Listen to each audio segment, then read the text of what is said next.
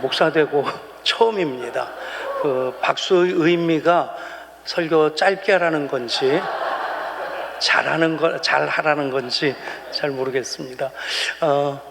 오늘 주신 말씀 29절 말씀 우리 다시 한번 읽겠습니다. 이스라엘이여 너는 행복한 사람이로다. 여호와의 구원을 너같이 얻은 백성이 누구냐.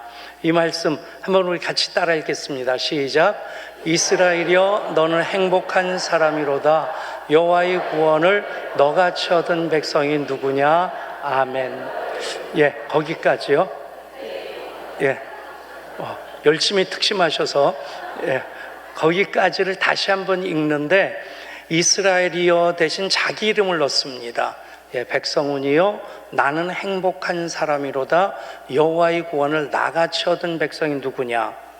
이럴 때 제가 백성훈이여 하는 것은 예를 들어 드린 것이지 제 이름을 부르라고 하는 얘기가 아닙니다. 자기 이름을 넣어서 누구여 나는 행복한 사람이로다. 여호와의 구원을 나같이 얻은 백성이 누구냐. 시작.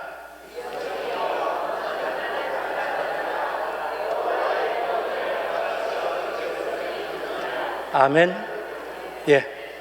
이 말씀이 우리 오늘 예배드리는 신광두레교회 특별히 시무 권사님들에게 주신 하나님 말씀이 될 수 있기를 축복합니다.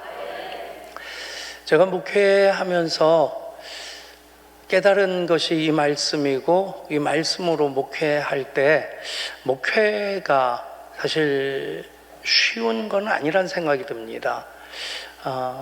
그냥 목사들끼리 하는 말이 세상이 감당할 수 없는 사람을 하나님이 직접 다루시려고 목사 만드셨다 하는 얘기를 하는데, 근데 어떻게 보면 쉽지 않은 일은 없을 것 같은데, 그런데 목회가 이제 설교만 잘한다고 되는 것 아니고, 기도만 열심히 한다고 되는 것 아니고, 또 성경 많이 읽고 성경 많이 암송한다고 되는 것 아닌데, 그냥 딱 한 가지 하나님께서 참 많이 봐주셔서 하는 게 목회라는 생각이 듭니다.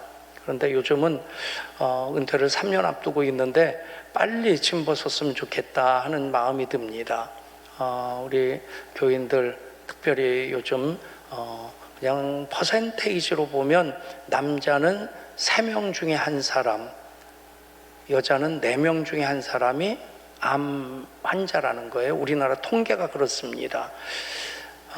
그런 그냥 이미 암이 불치병은 아닌데 항암 치료를 한다든지 그것 때문에 참 이렇게 힘들어하는 분들 보면 담임 목사 짐을 내려놓는다면은 이렇게 마음 아리는 안 해도 되겠다는 생각이 들어서 그것 때문에 빨리 좀 짐을 벗었으면 좋겠다 하는 생각도 들고요. 근데 그러면서 또 고백하는 것이, 그래서 하나님께서 그런 어려운 분들을 위해 담임 목사로 기도하게 하시고 한번 찾아가면 그렇게 힘든 가운데서 활짝 웃으면서 제 손 붙잡고 고맙다고 감사하다고 연신 그렇게 인사를 하시는 분들 보면 참 그 일, 목회 참 소중한 일이다 하는 고백을 하게 됩니다. 목사들끼리 하는 말인데 산전수전 공중전 겪는 게 목회라는 그런 말도 하고요. 그때마다 저는 그런 얘기를 합니다. 나는 백시기 때문에 백병전까지 겪었다. 근데 그 모든 일을 하면서 감당할 수 있는 힘이 무엇일까 하는 것, 하나님께서 나를 목사로 부르신 그 이유를 저는 행복에 초점을 맞춥니다. 여러분, 오늘 시무 권사님들 하나님께서 일 시켜 먹으려고 권사 세우지 않으셨습니다. 아멘. 여러분들 주머니 터시려고 하나님께서 여러분 권사로 세우신 것 아닙니다. 행복한 권사 되라고. 아멘. 마찬가지입니다. 예배자들 모두를 하나님께서 예배자로 부르시고 예배를 통해서 만나주시고자 하시는 것은 예배로 인해서 너희 행복해라, 내 안에 거하는 것이 얼마나 좋은 일인지 즐거운 일인지 그건 마음껏 누리면서 행복한 예배자로 살아가라고 예배로 우리를 부르시는 것입니다.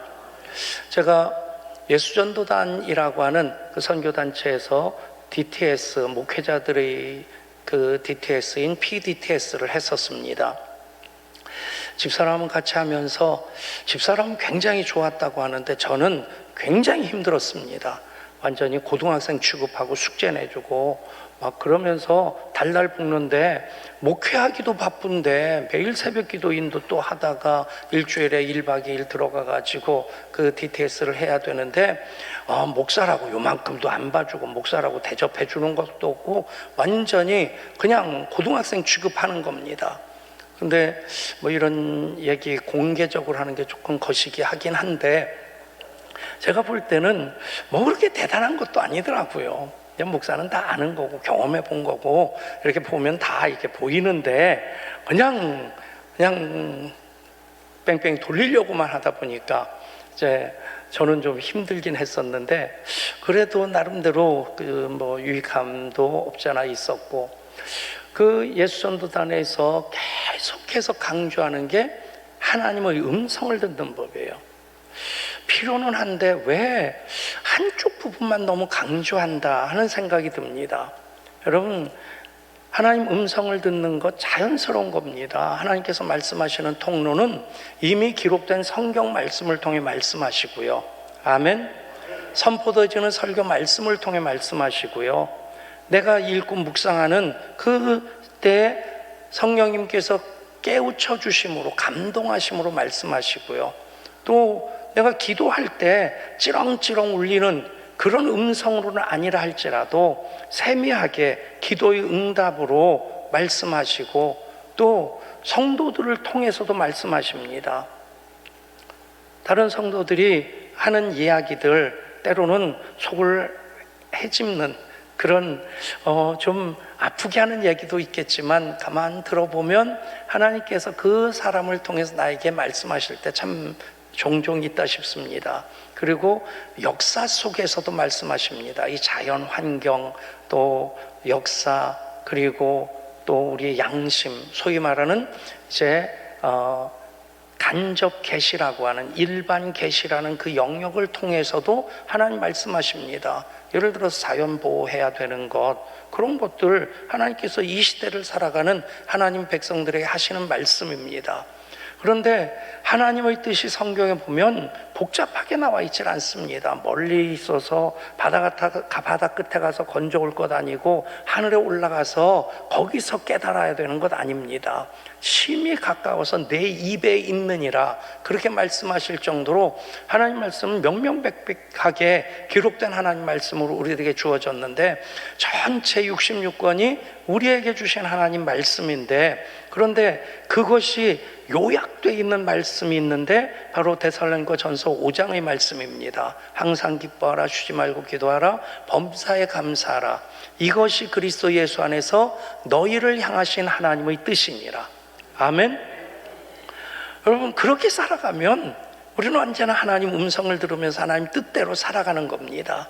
항상 기뻐하고 쉬지 않고 기도하고 범사에 감사하는 것 그것을 다른 말로 얘기하면 행복하게 주님과 동행하라는 것입니다. 여러분 우리를 향하신 하나님의 뜻은 행복입니다.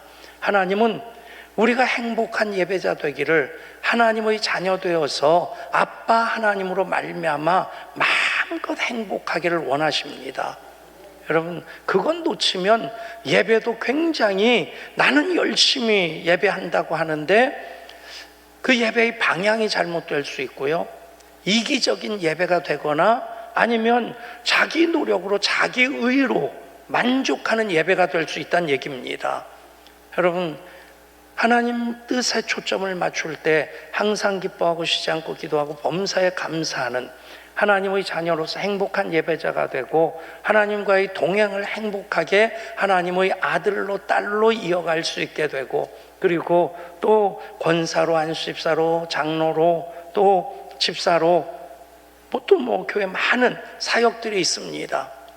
그 모든 사역들을 감당할 때에 내가 행복한 마음으로 그 사역 감당하게 되고 또 나를 통해서 다른 사람들 행복하게 하는 하나님의 그 형통하게 하는 역사가 이루어지게 될 줄 믿습니다. 행복 그 행복하게 하시는, 행복하라 하시는 하나님께서 오늘 말씀 보면 이렇게 말씀합니다. 여수른이여 하나님 같은 이가 없도다. 그가 너를 도우시려고 하늘을 타고 궁창에서 위엄을 나타내시는도다. 영원하신 하나님이 내 처소가 되시니 그의 영원하신 팔이 내 아래에 있도다. 그가 내 앞에서 내 대적을 쫓으시며 멸하라 하시도다. 아멘. 여러분, 우리가 크게 착각하는 것이 우리가 하나님을 위해서 무엇인가 열심히 일한다고 생각해요. 근데 하나님께서 우리 위해서 훨씬 더 많이, 훨씬 더 열심히 일하십니다. 이게 부모와 자녀의 관계 속에 그대로 담겨져 있다는 생각이 들어요. 저희가 이제 이남 이녀 중에 제가 장남입니다. 근데 저희 어머니께서 뜨개질 할 때마다 저를 꼭 사용하셨어요. 예, 실타래 여기다 걸어놓고 이렇게 실뭉치 만드실 때 동생이는 딱 한 개 하면 아이고 힘들어 그러는데 저는 몇 개를 실뭉치를 만들어도 계속 착착착착 움직여주고 그리고 힘들다 지루하다 얘기하지 않고 그러다 보니까 부모님께서 장남이기도 하겠지만 심부름 제일 많이 시키셨어요. 그래서 저 스스로 참 착한 아들이다 하는 생각을 하고 있었습니다. 옛날에는 초등학교가 국민학교였죠. 1학년, 2학년은 오전반, 오후반이 있었는데 뭐 그때 무슨 시계가 있었습니까? 그런데 저희 아버님께서 천국 가시기 전까지 가끔 하시는 말씀이 참 신통했다는 거예요.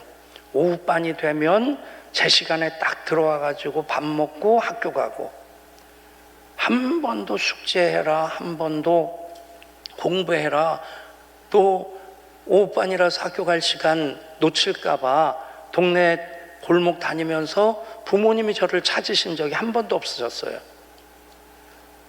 그래서 저 스스로 참 괜찮은 아들이라는 생각을 가지고 그렇게 살았는데 결혼해서 첫 아들을 낳고 아들을 키우면서 그때 비로소 깨달은 것이 아, 부모님 나를 이렇게 사랑하셨구나.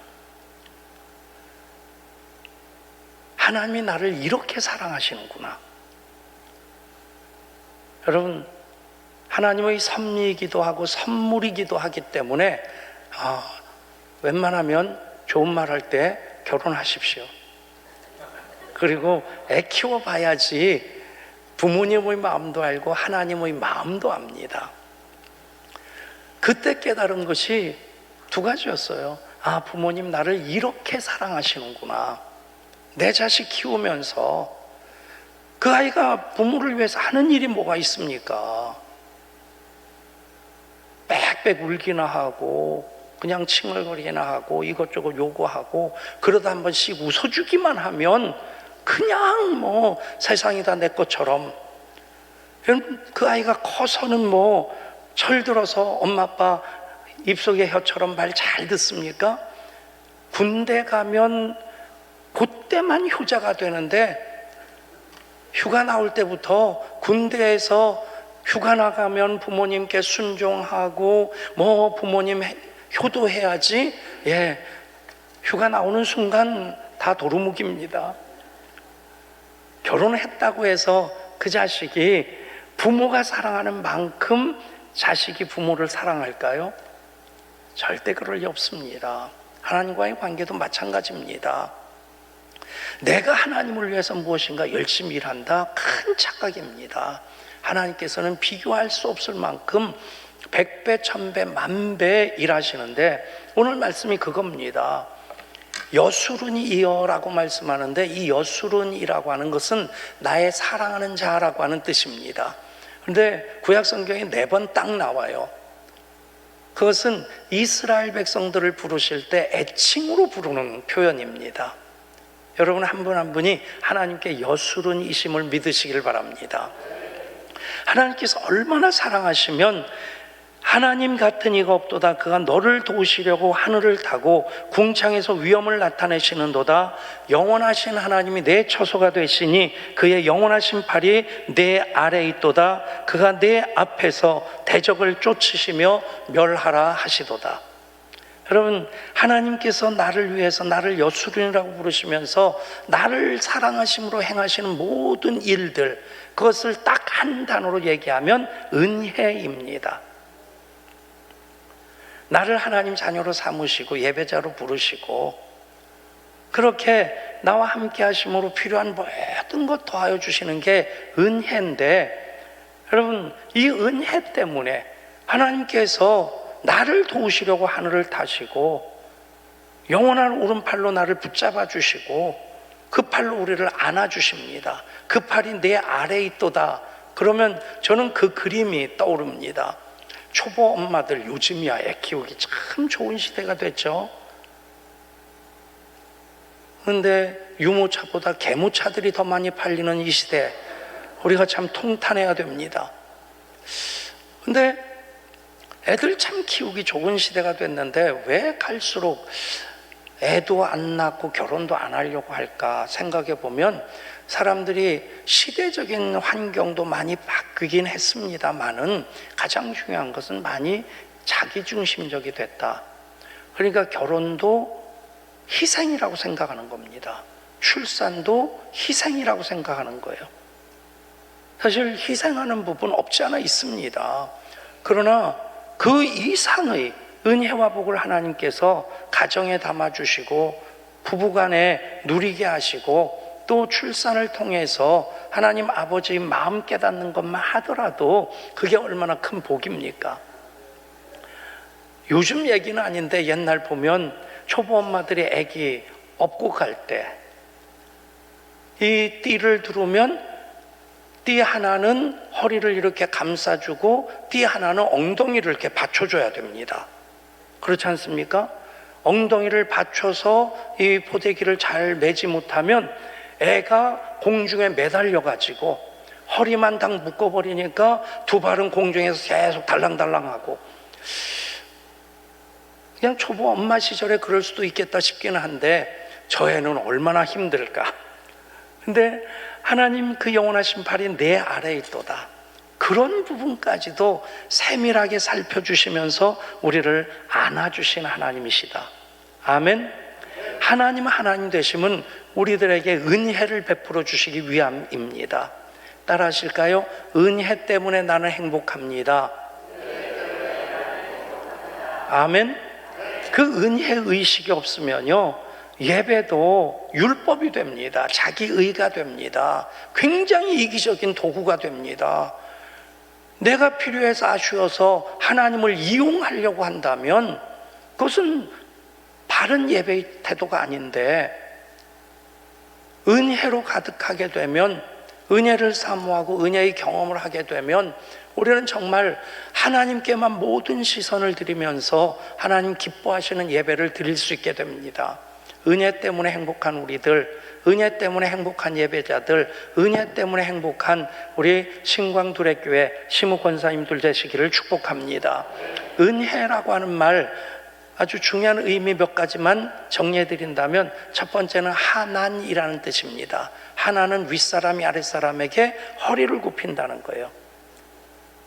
여러분, 세상 원리로는 아랫사람 윗사람에게 그냥 허리도 굽히고 손도 발이 되도록 비비면서 그냥 아쉬워서, 그런데 하나님 뭐가 아쉬워서 우리에게 허리를 굽히시겠어요? 일방적으로 우리들에게 모든 필요한 것을, 생명으로부터 호흡하는 것, 먹고 사는 것, 은혜 아닌 것이 하나도 없습니다. 아멘. 세상 사람들도 하나님 은혜로 살아가고 있는데 그분들과 우리의 차이가 무엇이냐? 그분들은 그것을 은혜로 알지 못합니다. 그런데 우리는 그것을 은혜로 고백하는 거예요. 내가 태어나서 호흡하는 것, 예배하는 것, 사역하는 것, 여러분, 오늘 하루 내가 잠자리에서 눈 뜨고 일어날 수 있다? 아직까지 과학적으로 이 원리를 분명하게 밝혀내지 못했습니다. 얼마나 과학이 놀라운 발전을 이뤄냈는지 우리가 다 이해할 수 없을 정도인데, 사람이 아침이 되면 눈을 뜬다? 여러분, 우리는 너무 당연하게 생각하는데 의학적으로 이 메커니즘을, 이 구조를 명명백백하게 아직 밝혀내지 못한 겁니다. 은혜 아닌 것이 하나도 없습니다. 근데 이쪽은 그것을 은혜로 인정하지 않습니다. 은혜로 고백하지 않습니다. 그런데 그것이 은혜인 것을 고백할 때 하나님께서는 은혜 위에 은혜를 더하여 주십니다. 그 첫 번째 은혜가 하나님께서 우리들에게 허리를 굽혀 주신다. 모든 은혜는 하나님이 선물로 주시는 선물이라는 뜻입니다.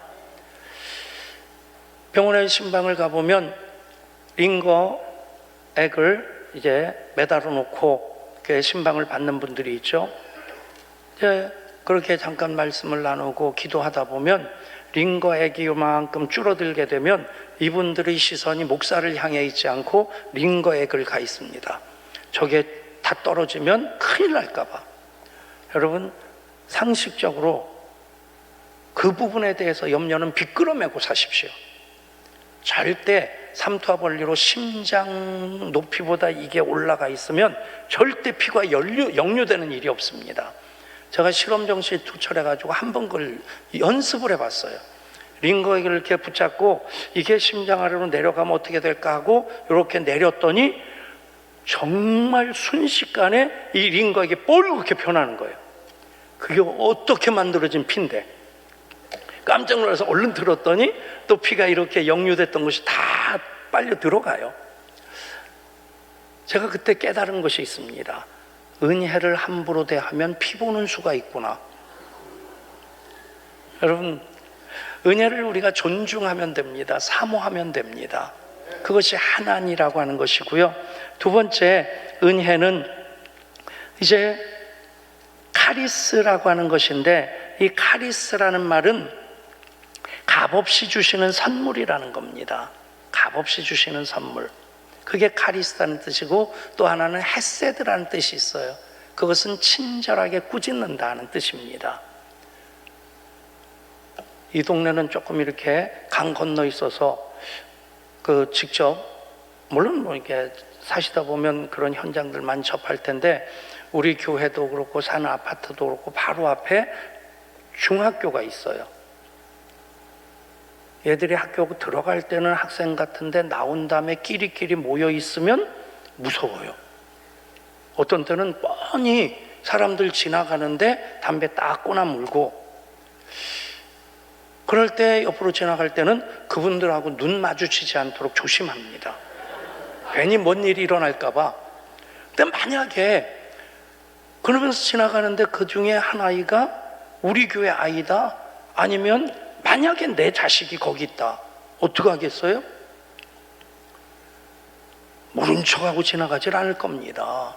뛰어들어가서 이놈의 자식이 대가리 피도 안 마른 놈이 뭐 그러면서 멱살 잡고 끌고 올 겁니다. 여러분, 사랑의 반대말은 미움이 아니라 무관심이에요. 하나님께서는 끝까지 우리를 포기하실 수 없는 사랑으로 사랑하시기 때문에 헤세드의 은혜를 베푸시는데 우리가 혹시 잘못되면 친절하게 꾸짖어 주시는 분이십니다. 은혜, 하나님이 선물로 주시는 것이고 값없이 선물로 주시는 것이고, 하나님이 허리를 굽히시는 호의를 베푸시면서 하나님의 하나님 되심을 우리에게 은혜 베푸시는 것으로 모든 일을 행하고 계십니다. 그래서 우리는 은혜 때문에 행복한 사람들입니다. 그 은혜를 하나님 선물로 주셨고, 은혜 받은 우리들을 또 하나님께서는 불러서 하나님의 일에 동역자로 쓰시고자 하십니다. 원래는 동두천, 양주, 의정부까지가 다 양주였었죠. 원래는 동두천이 아니었습니다. 양주였었고, 양주가 조선시대 때는 저기 청량리까지가, 그리고 저쪽 고양시 일부, 은평구 일부, 의정부, 남양주, 구리, 진접 다 다 양주였습니다. 그러다가 이렇게 나뉘어졌는데, 그런데 별로 의양동이 자랑할 게 별로 없지 않습니까? 앞으로는 신광두레교회 때문에 동두천 자랑거리가 많이 생기기를 축복합니다. 신광두레교회가 동두천의 자랑거리가 되기를 축복합니다. 오래전에 그 교회 개척 초기인데, 이제 그 융부 아파트라고 사택 전세로 살 때인데, 거기 들어가는데 그 카메라를 맨 사람이 마이크 잡고 저한테 그 마이크를 들어대면서 얘기를 한마디 해달라는 거예요. 그게 무슨 얘기냐 그랬더니, 그 융부 아파트 축대에다가 김삿갓 벽화를 그려놓은 거예요. 근데 그걸 볼 때마다 좀 수준 있게 그려놓든지, 뭐 애들 장난도 아니고 뭐 그런 생각을 했는데, 저를 붙잡고 그 평을 해달라는 거예요. 소감을 얘기해달라는 거예요. 그럴 땐 참 솔직하게 얘기하기 곤란하지 않습니까? 그래도 그 무슨 뭐 방송, 지역 방송인 것 같은데, 나중에 그거 볼 때 예형교회 목사라는 거 알 수도 있을 텐데, 뭐 이따위 그림을 그렸냐고 그럴 순 없고, 뭐 그래도 그냥 회색 벽에다가 축대에다가 이렇게 그림을 그려놓으니까 한결 문화적인 것 같다. 그리고 나서 생각해 봤어요. 오죽 자랑거리가 없으면 김삿갓 그림 하나 그리는 걸로 띄우려고 할까? 그 김삿갓 얘기입니다. 김삿갓이 왜 좁은가요? 이제 역적으로 몰린 그 사람이 자기 외조부인 걸 모르고는 그 과거에 나가서 그 사람을 균열하게 꾸짖는 시를 써서 과거에 급제는 됐는데, 그분이 내 외조부라는 것을 깨닫고 다 훌훌 벗어버리고 방랑시인으로 살죠.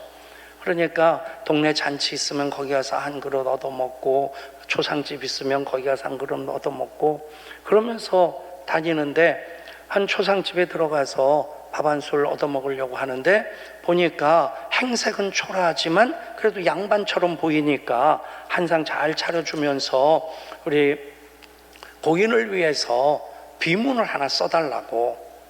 그러니 한 상 잘 얻어먹었으니까 이제 지필목을 가지고 오라고 해서, 쓰기 전에 고인에 대해서 내가 좀 알아야 되니까 고인에 대해서 얘기를 해달라고. 그러니까 상주가 묵묵부답인 겁니다. 고인 무슨 벼슬을 했습니까? 아니요. 그러면 사수삼경이라도 읽었습니까? 아이고 먹고 살기 바쁜데 무슨. 그러니까 김삿갓 이러고 생각하다가는 이제 붓을 들고 쫙 일필휘지라고 하죠. 쫙 내려 썼습니다. 다죽다먹이라고 썼는데, 이분들이 다죽다먹 이게 무슨 뜻이냐고 물어보자니 이 무식이 탄로날 것 같고, 멋있게 쓴 그것을 가지고 그래서 이제 묘비를 새겼습니다. 그리고는 그 앞에 절을 하고 고개를 딱 들다 보니까 그때 비로소 보이는 것이 다죽다먹, 먹다 죽다. 여러분, 먹다 죽는 인생이라고 한다면 좀 허전하지 않겠습니까? 하나님께서 은혜를 베푸신 이유는 우리 통해 영광 받으시기 위함이시고요, 그 영광을 위해서 우리들에게 사역을 맡겨주시고 직분을 맡겨주십니다. 은혜 받은 이들, 그래서 은혜 때문에 행복한 이들은 또 사역 때문에 행복한 사람이 되어야만 합니다. 아멘. 여러분, 저희 교회 별명이 온난리교회예요. 온누리교회에서 따와가지고 온난리교회라고. 참 사역이 많습니다. 예담동산 최동 목사님을 모시고 가서 다시 신광두레교회 예담동산이 이어지기를 바라는 마음 간절한데, 오늘 왔으니까 그건 본전을 좀 뽑고 가야 될 것 같아요. 근데 예담동산 뜨레스티아시라고 하는 그 영성훈련, 그것도 3박 4일 하다 보면 완전히 하얗게 재만 남은 것 같아요. 그런데 행복한 거예요. 거기에 그치지 않고 14년 동안 군종 예담 동산을 코로나 3년 빼놓고 11년 동안, 8년이네요. 8년 동안 봄, 가을로 군종병들 우리 교회 불러가지고 7, 80명 2박 3일 동안 먹이면서 그 군종 예담 동산을 14기까지 진행을 했습니다. 거기서 또 그치지 않고 선교지 예담이라고 해서 몽골 가서 3기까지 하고 남아공까지 가서 하고 또 내년에는 대만 가서 하고, 정말 우리 교인들이 온 난리 법석 떠는 것 같아요. 가끔 그런 생각을 합니다. 돈 준다고 저 일 하라고 하면 할까? 그 일 하면서 인상 쓰는 사람이 없어요. 때로는 자기들끼리 찌그덕거리긴 합니다. 그래가지고 저한테 와가지고 찔러대는 분이 있어요. 목사님 누구랑 싸웠어요. 다음에 예담동산 안 올 것 같아요. 그러면 제가 그런 얘기를 합니다. 너무 걱정하지 마세요. 그분들 머리가 나빠가지고 다음에 다 잊어버리고 또 올라올 거라고. 여러분, 그 모든 사역, 하나님께서 나를 쓰신다.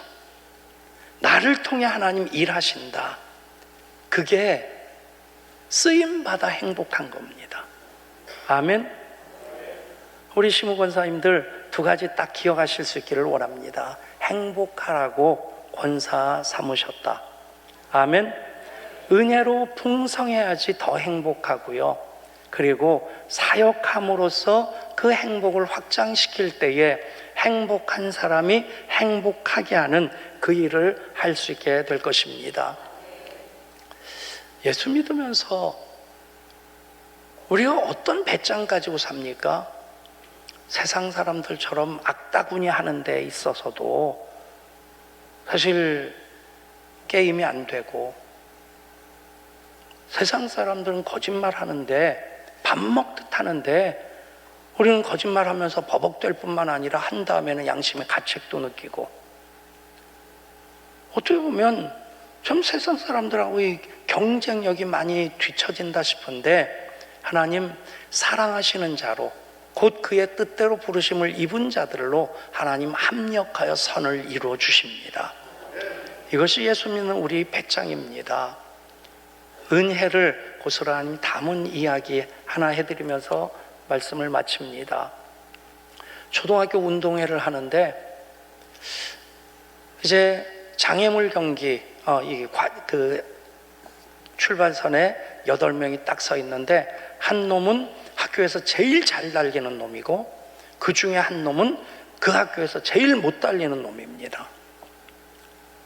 땅 하자마자 그냥 총알같이 잘 달리는 놈이 뛰어나가서 제일 먼저 그 쪽지 하나를 딱 푸른 거예요. 불렀는데 거기에 뭐라고 써 있느냐? 할머니라고 써 있는 겁니다. 그러니까 할머니 손 붙잡고 할머니랑 같이 골인전까지 뛰어가야 되는 거예요. 암만 이놈이 빨리 뛸 수 있어도 할머니 손잡고 뛰어가는데 할머니 넘어질까 봐 뛰지도 제대로 못하는 겁니다.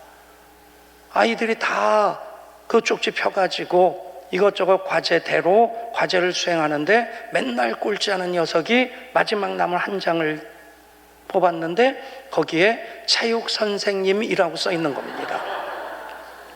어떤 상황이겠어요? 그걸 체육 선생님이 준비해 놨으니까 앞에 7명이 체육 선생님 안 찾으니까 거기 기다리고 있다가 선생님 그러는데 나 여기 있다. 생각해 보세요. 체육 선생님 손 붙잡고 이 아이가 뛰는데 아이가 선생님을 끌고 가는 겁니까? 선생님이 얘를 끌고 가는 겁니까? 체육 선생님이 얘 끌고 가는데 달리기를 제일 못하는 놈이니까 선생님이 답답한 겁니다. 들쳐업고 뛰니까 누가 1등 했겠어요? 달리기 꼴찌하는 놈이 체육 선생님이 들쳐업고 뛰니까 그 아이가 1등 하는 겁니다. 여러분, 이게 하나님 자녀들 이 땅에 살아갈 때 하나님께서 책임져 주시는 삶을 살고 있다고 하는 그 백장이 돼야 되고 당당함이 돼야 되고 자부심이 돼야만 합니다. 여러분, 눈 똑바로 뜨시고요, 어깨 펴시고요, 당당하게 멋있게 살아가는데, 그러기 위해선 내 속에 나는 행복한 사람이로다, 여호와의 구원을 나같이 얻은 백성이 누구냐? 그 고백이 가득하면 살아갈 때 삶의 문제는 여전히 있습니다. 하나 해결하면 또 하나의 문제가 생겨지고요. 우리가 살아가는 이 세상은 에덴 동산이 아니라 에덴의 동쪽입니다. 시기도 있고 다툼도 있고 살인도 있고요, 사기도 있고요, 모든 문제들이 즐비한데 그 가운데 이스라엘이여 너는 행복한 사람이로다. 여호와의 구원을 너같이 얻은 백성이 누구냐? 백성은요, 나는 행복한 사람이로다. 여호와의 구원을 나같이 얻은 백성이 누구냐? 그 고백으로 사면 우리는 은혜로도 행복하게 되고 또 맡겨주신 그 직분과 사역을 통해 그 행복을 확장시켜서 행복한 사람으로 행복하게 하는 행복한 권사님들로 신광두레교회가 행복해지는, 그 주위의 모든 분들이 행복해지는 하나님의 형통의 역사가 있게 될 줄 믿습니다. 기도합니다. 하나님, 피로 값주고 사신 신광두레교회 많은 풍파가 있었음에도 하나님 그 손 붙잡아 주셔서 여기까지 이르게 하셨습니다. 모든 것이 은혜입니다. 그리고 그 은혜의 고백으로 우리가 함께 예배합니다. 은혜의 고백으로 우리의 시무 권사님들 헌신 예배를 드릴 때에 행복하라고 권사 삼으셨음에 아멘 하게 하여 주시고, 받은 은혜 때문에 행복하고 권사의 직분과 사역을 통해 행복한 사람이 행복하게 하는 형통의 역사를 이루어갈 때에 신광두레 교회가 행복의 영성으로 가득 채워지게 하여 주시고, 우리 권사님들 손과 발 닿는 곳마다 행복이 흘러가게 하여 주옵소서. 그렇게 하나님 역사하여 주옵소서. 우리 주 예수 그리스도 이름으로 기도드리옵나이다. 아멘.